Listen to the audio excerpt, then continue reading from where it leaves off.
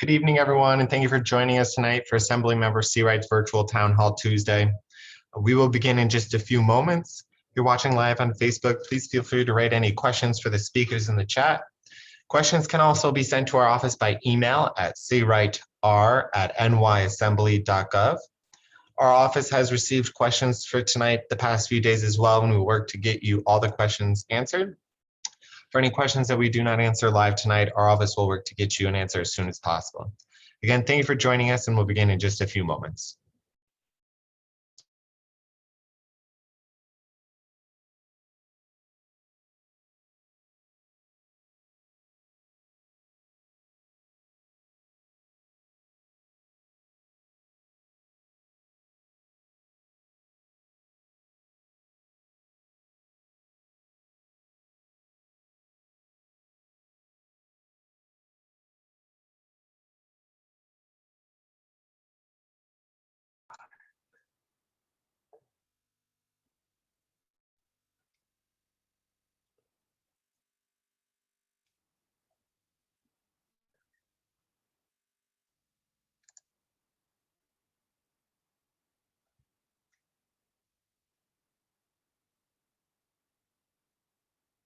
Good evening, everyone, and welcome to Town Hall Tuesday. For those that you are listening and watching, our Town Hall Tuesday is a special community affairs program live streaming on Facebook Live. This is our 45th edition of Town Hall Tuesday that we launched in March, over a year ago when the COVID pandemic first hit us all. I want to give a special thank you to each of my staff members. Every Tuesday night, they've been faithful and dedicated to this Town Hall Tuesday, as well as our speakers this evening and to all of you, our viewers and guests. I'm Assemblymember Rebecca Seawright, proud to represent the Upper East Side, Yorkville, and Roosevelt Island. Our office has been fielding complaints and hearing from concerned neighbors about overflowing garbage bins, unhinged garbage baskets, flying trash, neighbors not picking up after their pets, untidy vendors, mice, and we even held a rat academy a couple of years ago, suspended organic collection and zero waste initiatives at our green markets through Grow NYC, graffiti and tagging of our empty storefronts. So we're concerned that this is a symptom of service cuts as a result of city budget constraints. Last week, our office led a walkthrough with the Department of Sanitation and Community Board 8 co-chairs of the Environment and Sanitation Committee, Barbara Rutter and Kaz Bagnaletti, to identify the issues that we are hearing about on the Upper East Side. We were pleased to hear the city's announcement by the mayor and Commissioner Grayson on the increase in dedicated litter basket service by more than 100 trucks per week and restoration of funding for Sunday litter basket service. When added to service restorations announced in September, dedicated litter baskets service increased by 61% compared to last July at the height of the financial crisis caused by the COVID-19 pandemic. The Department of Sanitation has also created an all-new precision cleaning initiative with borough-based teams to conduct targeted cleanings of litter conditions, illegal dumping, and overflowing litter baskets. These conditions are eyesores that affect New Yorkers' quality of life and threaten New York City's recovery. Teams will be dispatched based on DSNY field observations, 311, 311 complaints, and referrals from other city agencies and community groups. In addition, DSNY unveiled the design for its new community cleanup van in partnership with the Sanitation Foundation and NYC Service. The van, along with investments and additional tools and resources for community groups, will support neighborhood cleanups across New York City as part of a citywide spring cleanup effort. DSNY workers are hardworking and dedicated individuals who want to see people enjoying clean streets. We applaud the Sanitation Commissioner and staff for the swift response addressing the food needs of vulnerable New Yorkers during the COVID-19 crisis. If you have areas in mind for improvement, please don't hesitate to sound off in the chat or on Facebook. We will compile these areas of concern and share them with the Commissioner's office. So tonight we have a good program lined up for you. We will hear from Community Board 8 Chair Russell Squire, Sanitation Commissioner Edward Grayson, and the 19th Precinct Police Officers Nuccio, Larkin, and Sherpich. So we will lead off. Russell Squire is a lifelong resident of the Upper East Side. He is chair of Manhattan Community Board 8 and was previously co-chair of the board's Environment and Sanitation Committee. We're pleased to have him join us this evening. Chair Squire, thank you for joining us. Thank you. Thank you very much. I just want to say thank you so much, Rebecca, and thank you to your staff, for convening this town hall and organizing it, getting it all together, and for inviting me to participate. And I'm also very pleased that that the sanitation commissioners here and the police officers from the 19th precinct. So thank you all for participating and including me. So I just want to go through some of the sanitation issues that the community board has been seeing, and some of the things that we've been working on in that regard. So Assemblymember Seawright touched on this. First of all, the trash on the streets. We've seen a lot of trash on the streets in the course of the pandemic happening, and in particular, some of it's been related to the fact that we have trash cans that are overflowing, or sometimes they've been opened. And I will say thank you for doing the walkthrough, you and your staff, with our environment and sanitation co-chairs last week. I think that was very helpful. And in particular, I think on streets like 86th Street and other sort of commercial streets in our district, the issue has been particularly bad. So that's been an issue of concern for the community, and we've looked at that, and we actually passed a resolution asking for that to be addressed. And our resolution had also asked for restoration of Sunday trash pickup, and so we were very pleased to hear recently that has been reinstated. I do also want to bring up issue of graffiti, where we've seen more graffiti recently than we had seen in the past, and this is particularly a problem on some of the closed or vacant storefronts. So that's something that we're seeing an increase of. And then related to graffiti and the trash, very often there are some areas in the district, basically vacant lots, where buildings have been torn down and there's no new construction yet. And it seems that garbage and graffiti tend to accumulate there in particular. So that's also something that we are looking at. Assemblymember Seawright also mentioned the problem of rats. I will say there was a big uptick, and we heard a lot of complaints at the community board about increased rat sightings over the course of the last year. And, of course, we know that it's in part related to the issues with trash pickup and all of that. But, we felt it was important for us to flag this, because we learned that the increase wasn't being reflected in the statistics, because very often rat sightings don't actually get reported. And so they may not actually be reflected in the official statistics, but the increase was definitely something that folks in the community were seeing. And so it was something that we had a meeting to address. And we actually got some helpful information from the Department of Sanitation on information for building owners on how to address that. One last issue that I do want to mention here is the marine transfer station, which is, and in particular, air quality monitoring around the marine transfer station. It's still something that we are very concerned about. And I know it's something that the community advisory group has been very focused on.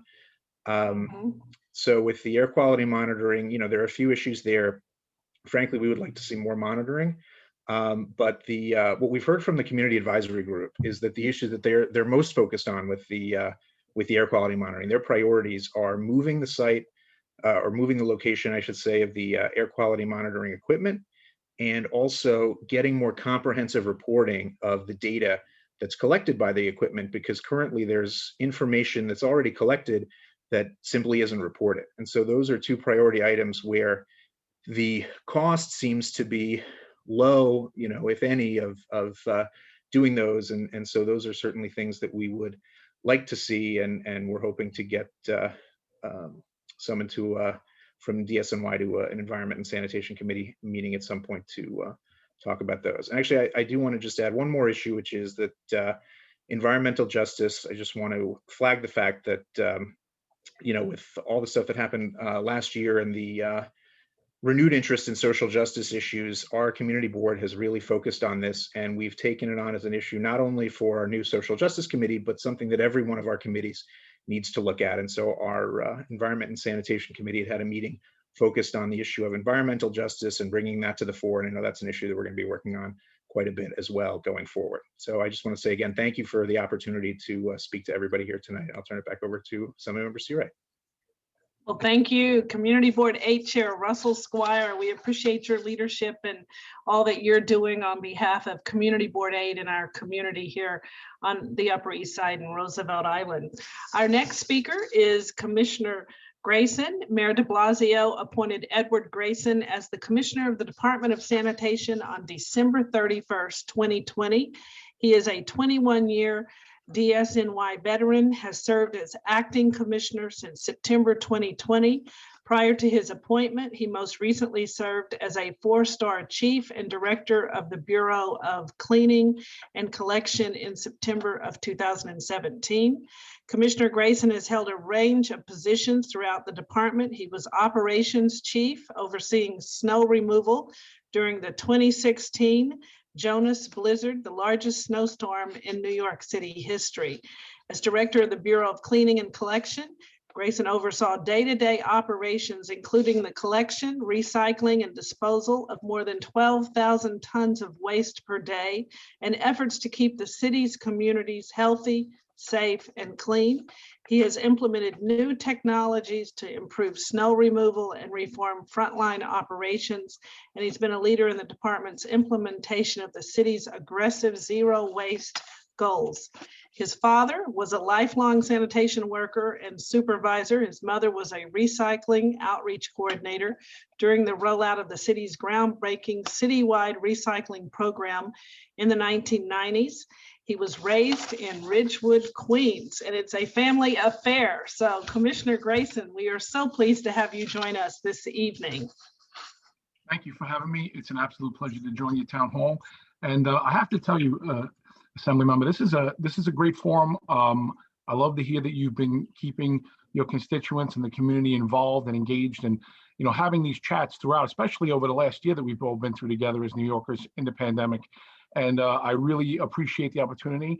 I'm glad that you had members of my team do that walkthrough with you, and we could really get some, it's something when you're there together, looking at the same thing at the same time. And I think that inviting those opportunities is definitely needed, and it's certainly welcome from the Department of Sanitation's point of view. So I really appreciate being here with you tonight. Well, thank you. We appreciate your coming and the job that you're doing as commissioner. And I know our Community Board 8 Chair Russell Squire just mentioned air testing. We gave a grant from our office to Asphalt Green to do more air testing and monitoring around the waste transfer station. But we do have some questions that have come in from constituents. The mayor recently mentioned that the city is hiring a lot more sanitation workers. Are there more specifics in reference to the plan and timing? So what I can share with you today is that the mayor's absolutely right. We are hiring. So there are two different facets. Number one is with some of the service restorations, and just to to keep up with our staffing levels that would be to run our department, we will be, begin training and hiring people off of the civil service exam for the title of sanitation worker. And we hadn't hired all of last year with every other city agency. So now that we're back in the mix of that, that's a program that'll come on where we'll have more sanitation workers to help with the bandwidth and enact some of the restorations of the service cuts, like the basket service and the other things that had been reduced throughout the pandemic and in the budget crisis thereafter. The other big announcement that the mayor's been talking about is the cleanup course. And I just want to be more than upfront with that. That is going to be a very gigantic effort. They will not be sanitation workers, as in civil servants. They will be a team that is being built that will have various tentacles. We naturally will be a part of the entire consortium, being the Department of Sanitation and understanding cleanliness and adding support and guidance and training if need be. But the exact construct of what having a mobile team that'll go out and address all kinds of quality of life issues. It's an amazing program. We are still in the building blocks of it. And again, it's more of a citywide initiative as opposed to a Department of Sanitation program. So to speak to that, we are definitely hiring sanitation workers. We look forward to that.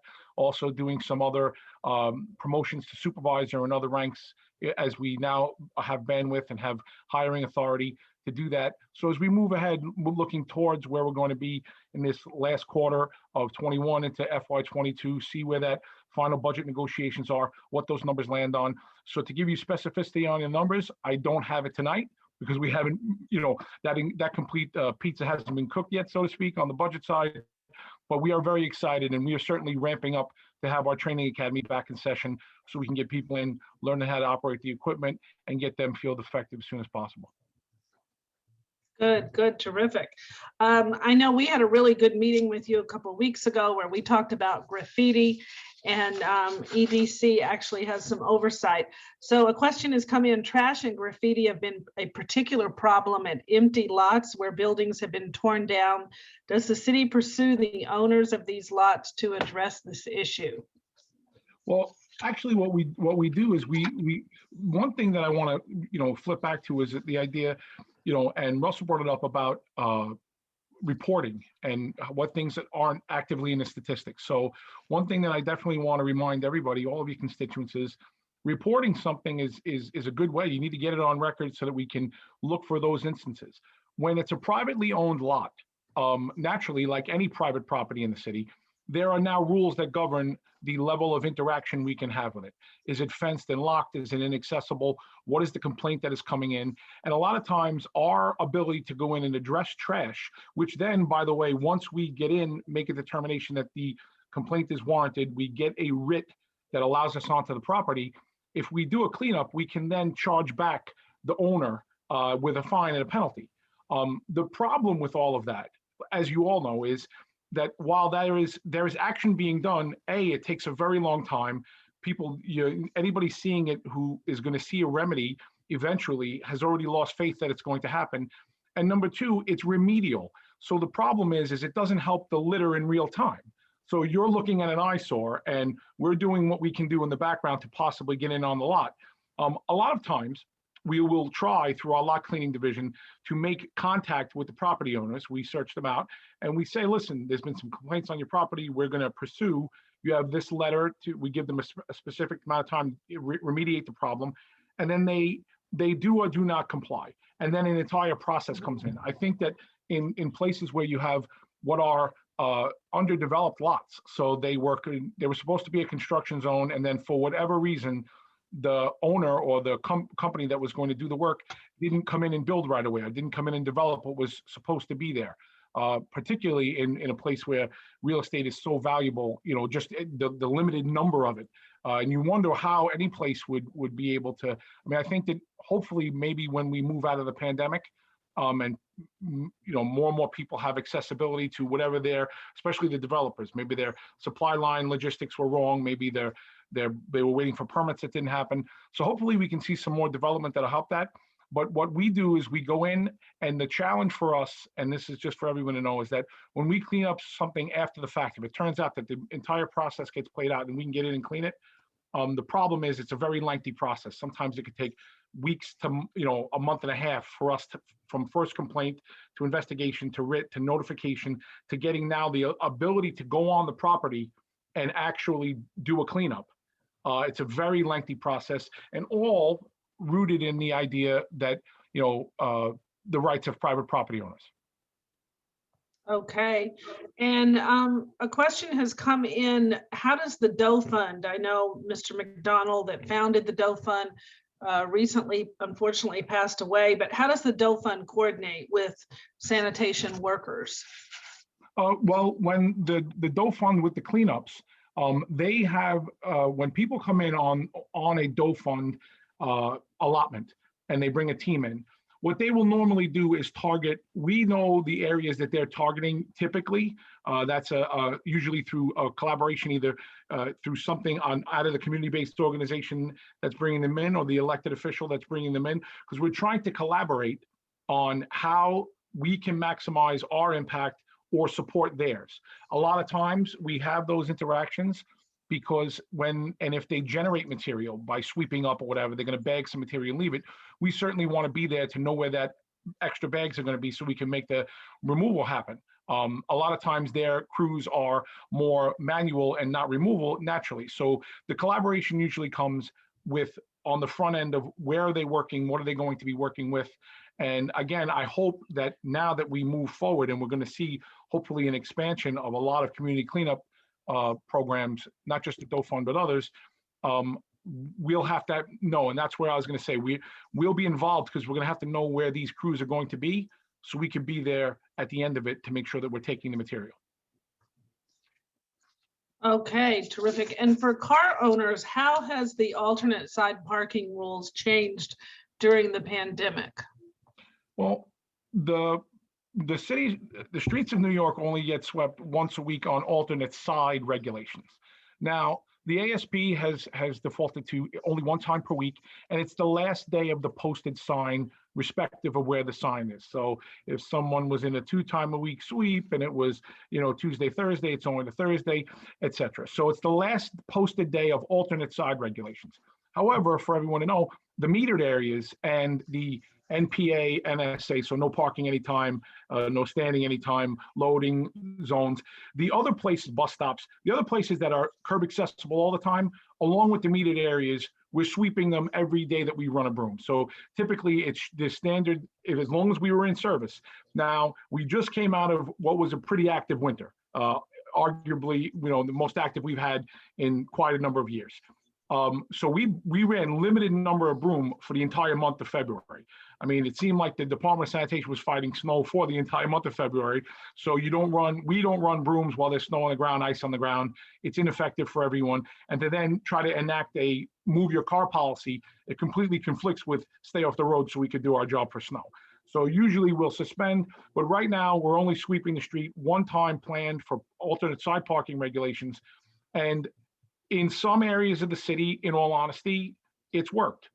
Meaning we haven't seen a huge uptick in litter and in roadway, but in various other parts of the city, we know that reduction in sweeping, while done in the vein of a public pandemic, keep people more safe. Let's not have more people out and interacting and whatnot.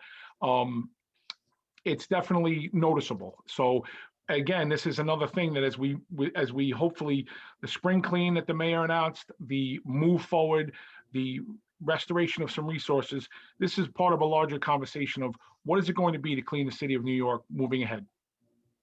Okay, we have a few questions that have come in. I'm going to group some of them together.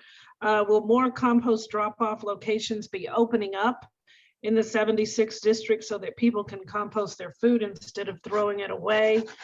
What are some simple ways people can recycle or compost in their day-to-day lives? And do you know when textile recycling will return to the 82nd Street Green Market or any open drop-off sites? All great questions on one of my favorite topics, sustainability. So with food waste drop-off sites, pardon me, we are glad to have over 100 sites citywide. And this is something where we keep expanding. We're working with a lot of places to do more composting, to get more community partners on.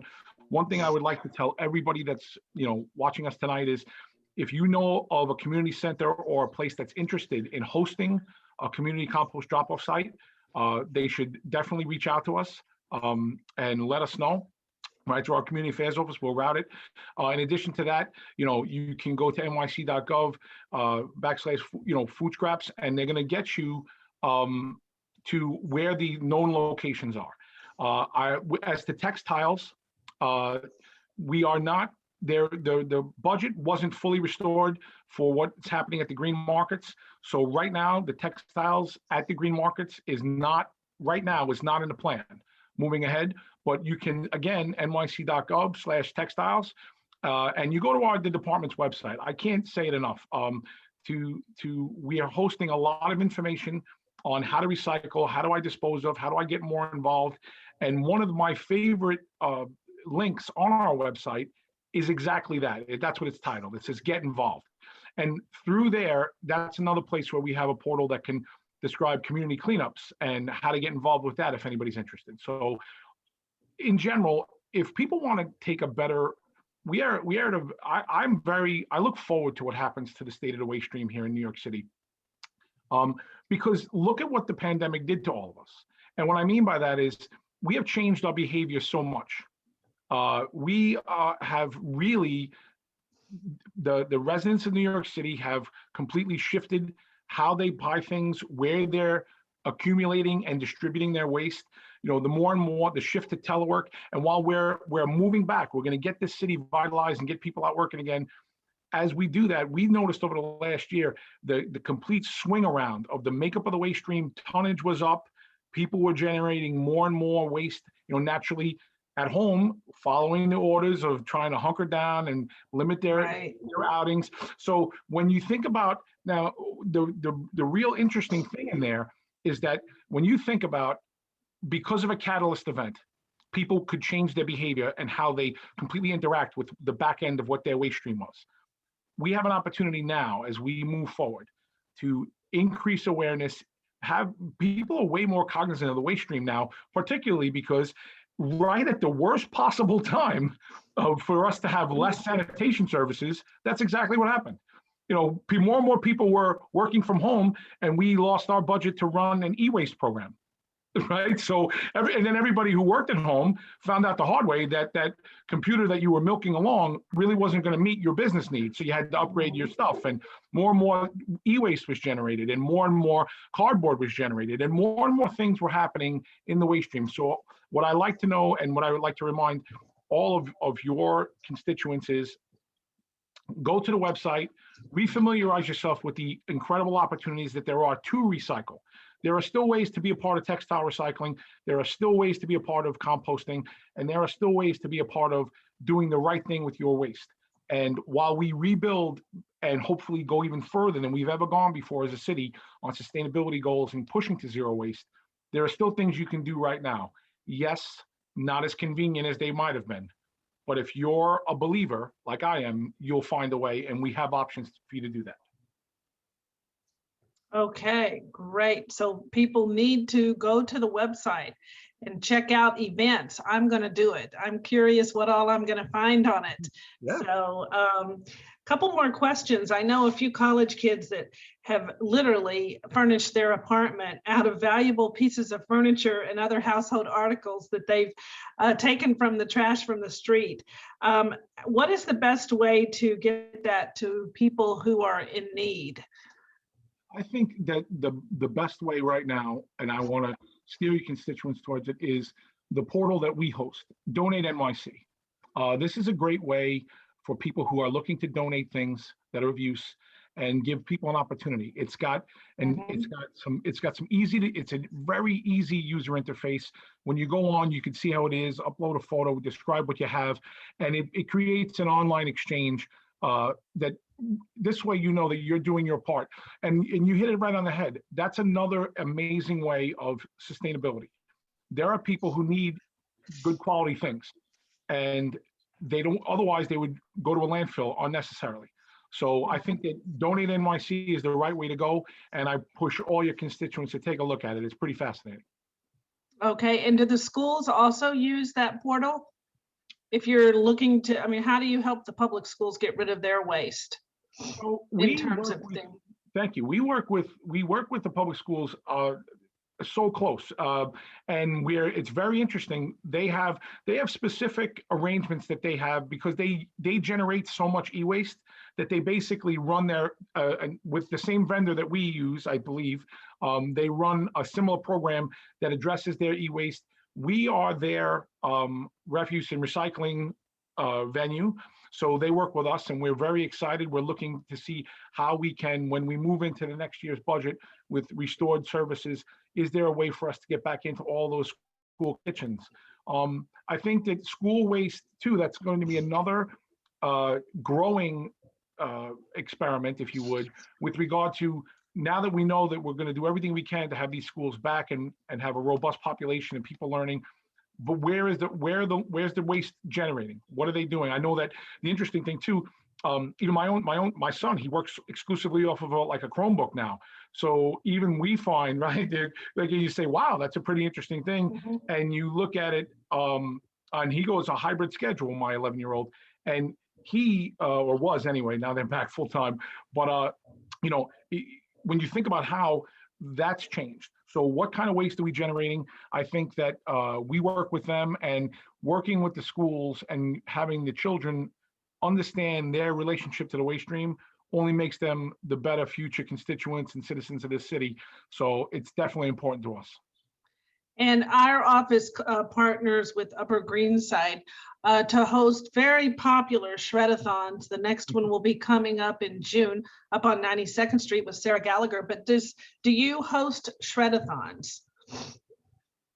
We definitely look to partner with anybody who would like to host. So we come and we can, this is another thing where if you're looking to host any event and you want to, local community groups, if you want to get involved, you can call our community affairs office or look at our website on how to get involved, and it'll definitely direct you on. We work with various elected officials on hosting recycling events and shred events. And the shred event is great. I'm sorry. I don't care what you do. You see that paper just gets decimated. It goes, and then there we are at the end of it to help make the paper go to its rightful home.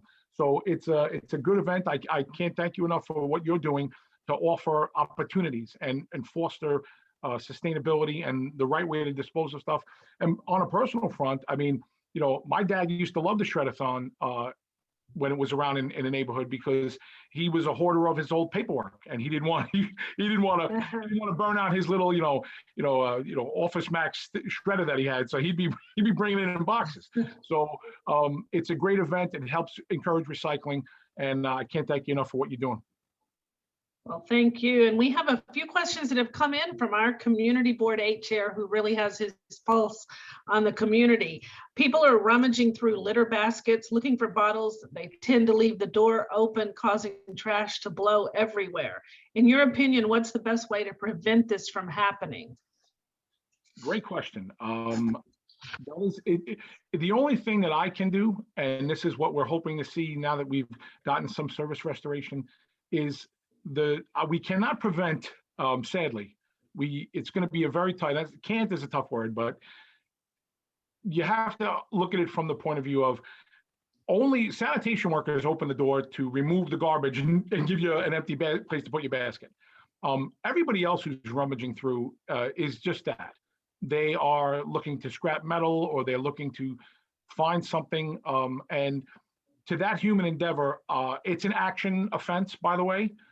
So meaning if it's not caught in the act by one of my enforcement agents, and even that, it is not theft. So it's more of a summonsable offense. And when you look at it just from the human side of it, we have to remember the kind of people that are picking through the garbage. And I'm not going, but there's a reason. So to prevent the doors, what I would say, it's definitely it's definitely tough on prevention. We message out continually to our work crews that you have to do everything you can to make sure that latch grabbed on the one, because we do understand the baskets that have the doors, and there is definitely a benefit to having some of the higher end baskets, and that's what they're called. They're actually called high end baskets, not because but just they are, they have a door, they have a latch, they keep you can't see the contents. So we definitely understand the value of it. And sometimes they have a larger capacity, depending on which model it is. So we definitely understand the various places in the city that host those and that we host with them, that they have a benefit.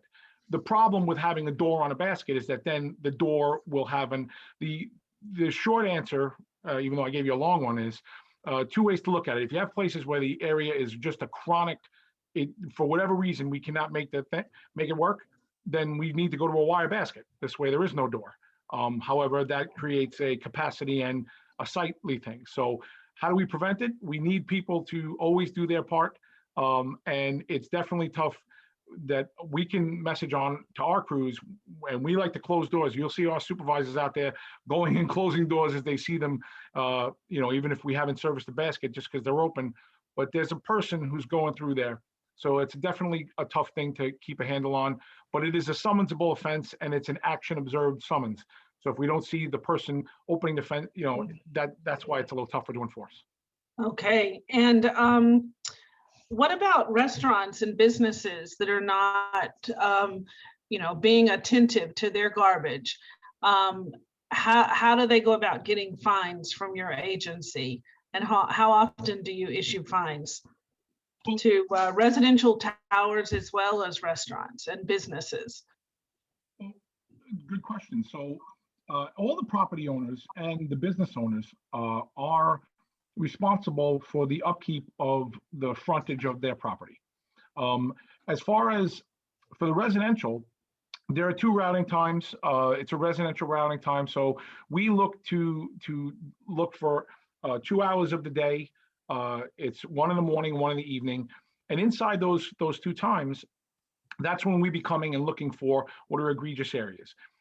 This is again another venue for reporting. So if you use 311 to let us know if you see something that's chronic, because what we're doing is we're going out and we're doing large sweeps realistically with enforcement personnel to look for compliance on the residential streets. Likewise, outside of the commercial routing time, there's the 18-inch rule that's still there.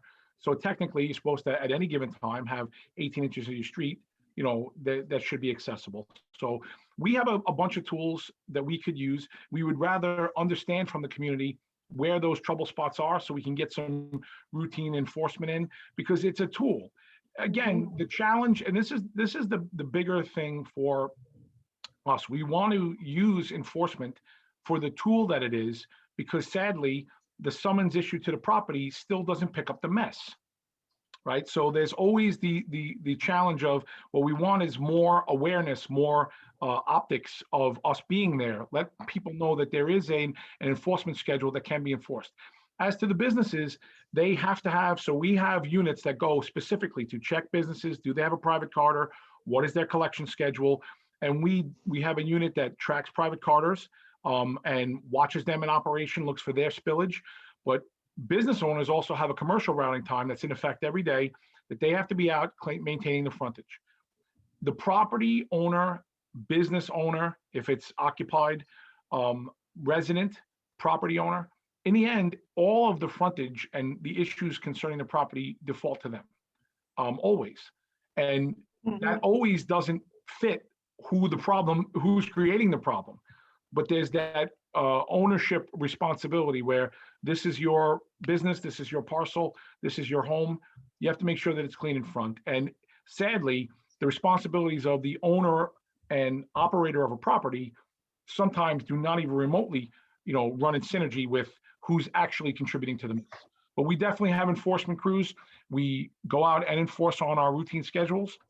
And again, this is one of the things where if you have a chronic area, please forward it in so that we can give it the attention and make sure that we're seeing what you're seeing. Because again, a lot of things are, when we get there, what does it look like? Not what we thought it looked like a week ago. Okay, and thank you. We have a question that's come in from Community Board 8 member Cos Spagaletti. With more cardboard boxes, what can be done to reduce the volume by enforcing the rule for people to fold their boxes and collapse them? So yes. So that if you fail to bundle, that would just be more. We would need to issue more summonses. A lot of times right now throughout the pandemic, as everybody saw there are so many boxes out there. I've never seen this much cardboard. In residential anyway. I've seen it elsewhere, but the residential cardboard is through the roof. And on one hand, that's a good thing to a degree, because you can see that many boxes out there. People are trying to do the right thing on how they dispose of it. On the other hand, I can completely understand especially if you have high volumes of boxes that then do not get consolidated, it's taking up a lot of curb space. So there's kind of like a fine line between people trying to do the right thing, and then when they set it out, how could they set it out better? One of the ways that is not completely in line with tying it all up, though, is trying to consolidate your boxes. You know, it's easy for some. This is, again, for anybody who's listening who does this, it's usually pretty easy to, you know, with a couple of, you know, quick maneuvers on a box, to collapse it down and then stuff it into another box. So what you don't want to do is just keep putting out loose boxes. And the more you can consolidate your set out, the better we'd be. But in the end, it would be an enforceable act that they failed to bundle their cardboard, and we just have to issue summonses to the homeowners. Okay, very good. Betty Cooper Wallerstein, president and founder of the East 79th Street Neighborhood Association, is asking about the enforcement of curbing pets. And we will combine that question with Russell Squire, Community Board 8 Chair's question on dog cleanup. What do you do if you, see dog mess on the sidewalk and the owner's not being responsible? And do you issue fines for that? Can you just address those final two questions? Absolutely. It is definitely a tough and unsightly thing. I totally understand the complaint. Again, this is just so that everybody can understand the challenge in it. It's an action summons. It's a summonsable offense. Absolutely. We have a unit called the Canine Unit. Specifically for that. The summons actually coded for us, Canine. So we have our own unit. We'll go out and look for people to enforce basically the Pooper Scooper law. And you remember that we used to have the signs up all over the place, you know, curb your dog. And sadly, you're always going to have those bad actors. That is, though, for everyone to know, that is an action summons. So even if you take your camera phone out and videotape somebody, that is not enforceable for us. We cannot track them down.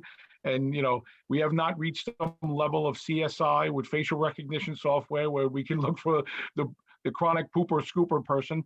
And honestly, it wouldn't be enforceable anyway, for right now, for the level of our capabilities. However, sadly, we do give out those tickets. And what I will do for you, Assembly Member, is I will send you some stats on how many we issue, because I think that that would be interesting to know. I mean, you can definitely share that up, and especially I'll give you for all your entire district, but all of Community Board 8, and you can share it with Russell and the team. We do issue quite a bit of these summonses, and that's basically where we can end. And then at that point, now the mess is now unattended, defaults back to, again, sadly, the property owner. So you can see how that goes back to the last thing we were talking about. The cause and the victim of said it's a victim on for everybody who has to walk by it, but now the property owner is now on the hook for something that they didn't contribute. Mm-hmm. But again, this is another thing where I cannot stress this enough. If you have areas that are, I mean, it's everywhere, right? But there are some places where it's always everywhere. If we get those, if you can get us a list of those locations where you know it happens all the time, we'll try to sit there and wait them out. The only thing I want to put into perspective, and we do have plainclothes units, so we can certainly do that. I bet you my colleagues from PD are laughing. We have some plainclothes guys out there looking for pooper scooper stuff, but in the end, and also people that don't remove their snow in front of their building or townhouse or residential tower. 100%. That is a very good point. In the end, we go out and we're looking for us. We treat enforcement and violations, that is, as a tool to try to get compliance. But compliance is always what we're looking for on the front end, because a lot of times with things that are quality of life concerns that directly are responded to by the Department of Sanitation, I want to go back to that point, responded to. They already happened. It's past tense. And sadly, for this human experience that we're all going through, the offense has already happened. You know, if you walk down the block and you think it's dirty, it is. And then when you tell me that it's dirty and I clean it up, all I did was answer what you were complaining about, but I can't take the complaint away. So what we try to do is be very receptive, be very open, and take the feedback that comes in forums like this, and as your constituents talk to you and your team and Russell and the community boards team and the various local groups that I cannot thank enough, because we are certainly We have a symbiotic relationship with the city, but a symbiotic relationship with every single good-hearted and community-centric person in the city who wants to step up and do more. So I can't thank you enough for the opportunity to talk to everybody tonight. You are certainly a big champion of ours and getting us what we need. And I can't thank you enough for that. And we look forward to working together. And if you have places in the district that need attention, please let us know and we'll work with everyone to try to get them addressed to the best of our ability. Thank you, Commissioner Grayson, for joining us. And were you going to give your cell phone out? No, I'm just kidding you. You have been wonderful, and we really appreciate that offer to call you and to keep our quality of life better and our neighborhood safer in the middle of this national pandemic. It really means a lot that you're responding so effectively, and we appreciate your remarks this evening. And I've certainly learned, and I can't wait to go onto that portal now that my kids are away from college. I'll see what I can get rid of and donate in their rooms. So again, Commissioner Grayson, I appreciate your joining us and taking our questions this evening. Thank you very much. And moving on, well, first I'd like to give a shout out to our partners this evening. Betty Wallerstein, the East 79th Street Neighborhood Association, is joined by John McClement, Maggie Lehman, and Sandra Lerner. And we appreciate so much our neighborhood associations.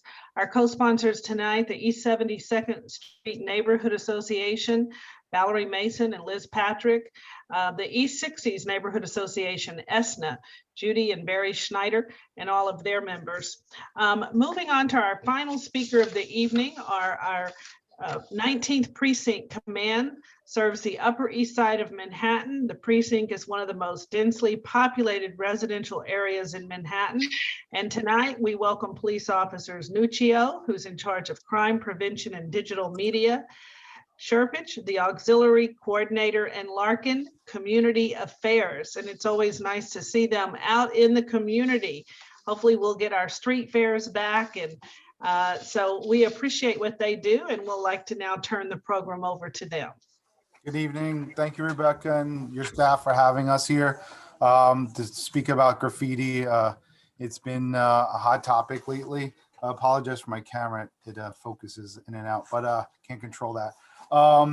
So graffiti, if you've seen it in the news lately, and we've seen kind of an uptick over the past year with graffiti in our neighborhoods. So some of the things I'll talk about is just we had a graffiti-free program which was suspended, and the program addressed thousands of complaints, and it typically allocated $3 million a year in graffiti cleanup. So that was suspended. We had an uptick in complaints during the pandemic because the streets were less crowded. So there was more opportunity for vandals to get away with tagging up certain areas. And also the NYPD received more complaints after we had a summer of civil unrest. As far as the 19th precinct, if you're familiar with our Facebook and Twitter, you can find us at NYPD 19PCT. You've seen, though, our officers are still out there painting over graffiti target areas. We still continue to fight the fight with graffiti in our neighborhood. We continue to monitor and take reports for graffiti. We continue, like I said, to do those cleanup. We have a new NYPD initiative, which we'll be doing on April 10th, the graffiti cleanup. This is going to be something you'll see on our streets on Saturday. We'd like our community to come out, where we partner up with anybody in the area, business owners. We'll have our auxiliary out there, our explorers, our neighborhood coordination officers, our youth strategy, but residents are more than welcome to come volunteer. It's just coming around 11 o'clock to the precinct if you want to come. Community business leaders, basically anyone in the area. So the most important thing is how to report these areas that have been vandalized. The department has came out with an email. It's graffiti@nypd.org. This email is monitored and dedicated an officer to it from the chief of department's office. And it's even an area, a tool that you can use to report something that we've already painted over if the vandals have came back. Another question that we get is, if you see it happening, what will you do? You call 911, we respond, we take it very seriously. We'd ask you to get a description of the person, the location of where they're at, because sometimes they're high up on a building, in an alleyway, on the bridge, in the oddest areas. Or if they are leaving the area, get a direction, give that to the 911 operator. Also, let's see, I have a list of things. We'll be continuing the graffiti cleanup moving forward. It's all based on the weather, but we will have other dates, and as the complaints come in, there'll be more and more locations to clean up. But we basically just want to use this initiative to make the streets not only look better, but make the community members feel better. All right, terrific. So you've answered a few of our questions, and that is, especially on 2nd and 3rd Avenue, more vacant storefronts are being tagged with graffiti. What should a person do? And you've answered, we should call 911. That's the best way to report it. And you said Saturday, April 10th at 11 a.m., join the graffiti cleanup team, come over to the 19th precinct, and weather permitting, help clean the neighborhood and paint over the graffiti. Do you have any tips for property owners to prevent their buildings from being potential targets other than security cameras? Yeah, let me just touch base on, if you see it in the act, call 911. If you are just simply reporting something that has been graffitied and it's not being currently tagged up, use the graffiti@nypd.org email. You can email with a picture. We will get that. You can also contact your NCOs. You can Google NY. The best way to do it, because it has a long web address, is just Google NYPD NCO, and then you can find your local NCO email address. You can call the precinct. There's also, I forgot to mention, a new online reporting system that allows for reporting some police reports, including graffiti, and that's nypdonline.org. To answer the question, how to prevent buildings, keeping the building clean and show that it's being taken care of is a big deterrent. Lighting is very important. So if you have proper lighting, it's very hard for them to conceal, the vandals conceal themselves. And cameras is a big deterrent to keep people away. And if they did not see the cameras, or they did, we can use that to help us, which we have in the past, get those vandals. It's very helpful. Okay, great. I read in the New York Post an article that the NYPD received more than 6,000 complaints regarding property damage related to graffiti during the pandemic. What has the 19th precinct done to increase enforcement, specifically on the Upper East Side and in this area along York Avenue from 79th to 84th Street? There's a lot of graffiti that's been cited, in 2nd Avenue, 79th to 86th Street on the west side of the street. So what do you suggest, or what have you been responding to in terms of, in light of the New York Post article that's reporting so much more graffiti during the pandemic? Yeah, so there's been a lot of reporting going on. We're patrolling the area. If we see someone vandalizing, we'll take action. We have continued to monitor the graffiti when we see something new. Not all the time do we see it happening. They're very clever with concealing themselves from anybody seeing when they're doing this graffiti. But we take reports when we notice something that's new. We hear something from our social media. Sometimes it comes in, we get phone calls. Well, we have people patrolling the streets. Our NCOs are out there looking for these graffiti. We also use social media to help us find these individuals. Sometimes they're very proud of what they do. So we've actually used that as a tool to get those individuals.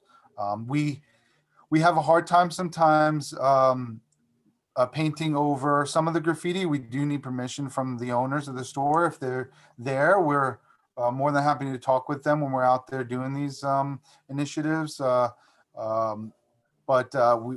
we're very good at painting the mailboxes, the post, the New York City property have no problem. But we have in the past, reached out to the stores and private owners, and we're glad to clean it up for them. If we have the right color paint, or sometimes they have it themselves. And our neighborhood associations, we live in a great area where they've helped us with paint. That's something else. If you're willing, if you want to bring your paintbrush with you and or paint roller with you, that's great. Our community council has helped us with getting paint rollers. It never hurts to have enough tools for us. Yes, Nick Vieston, our 19th Community Police Council, is doing a wonderful job of, and so we want to thank Barbara Rudder and Cos Spagaletti for joining us. They're the CBA co-chairs of the Environment and Sanitation Committee. And one final question for Officer Larkin and Nuccio. If we see a person urinating on the street, do we call 911 or how do we report it?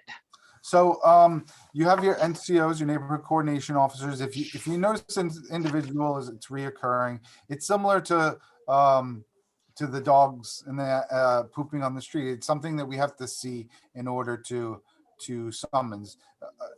We've had summons for it in the past where it's been an individual that has been reoccurring. It would be a 311 call. You can call the precinct. You can call your NCO, but not a 911. It would be more of a 311, a non-emergency. But we don't always want to issue summons. Depends on the situation, what's going on. But if I understand if it's a reoccurring issue and it's a nuisance, then we definitely will go out there and investigate and act accordingly. Okay, well, thank you very much for joining us this evening and helping to keep our neighborhood safe and under control and clean during this pandemic. We appreciate your sharing your time and taking our questions this evening. Thanks for having us. Thank you. And just in our closing remarks this afternoon, on the occasion of Sexual Assault Awareness Day, we held a press conference to announce legislation to define the meaning of consent and to update New York's penal code. Currently, in criminal trials, juries have to deliberate the meaning of consent without guidance of a statute.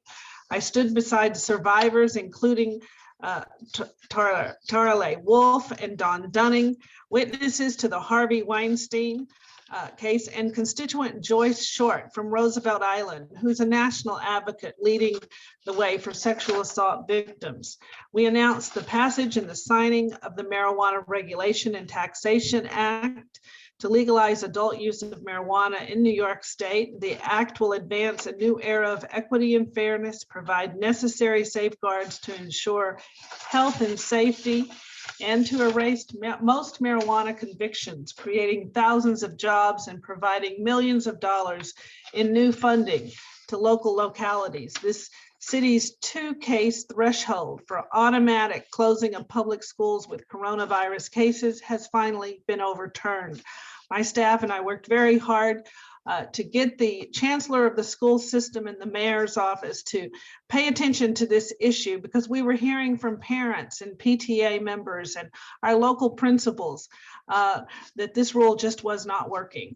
So we advocated for the health commissioner and the mayor to reconsider the protocols that were constantly shutting down district schools. Keep in mind the opt-in deadline for in-person learning is this Friday coming up.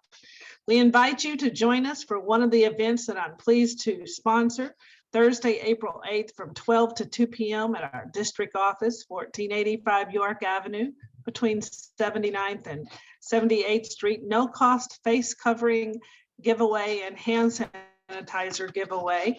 We do this every Thursday of every week. Thursday, April 8th from 2 to 4 p.m. on Zoom is a virtual knitting backed by popular demand from constituents. And on Thursday, April 13th at 2 p.m. by telephone virtually is a no-cost free housing legal clinic with our pro bono housing attorney. We ask that you stay connected with our office for updates.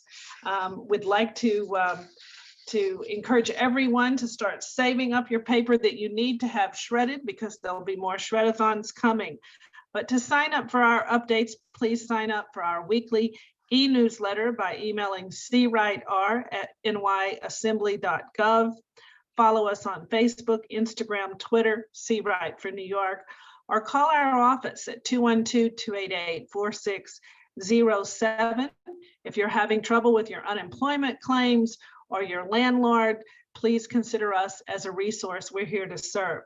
We ask you stay safe, wash your hands frequently, keep your social distance, wear your face covering, and please don't hesitate to reach out. Thanks again to all of our viewers and our speakers this evening. We appreciate your joining in. Have a good night.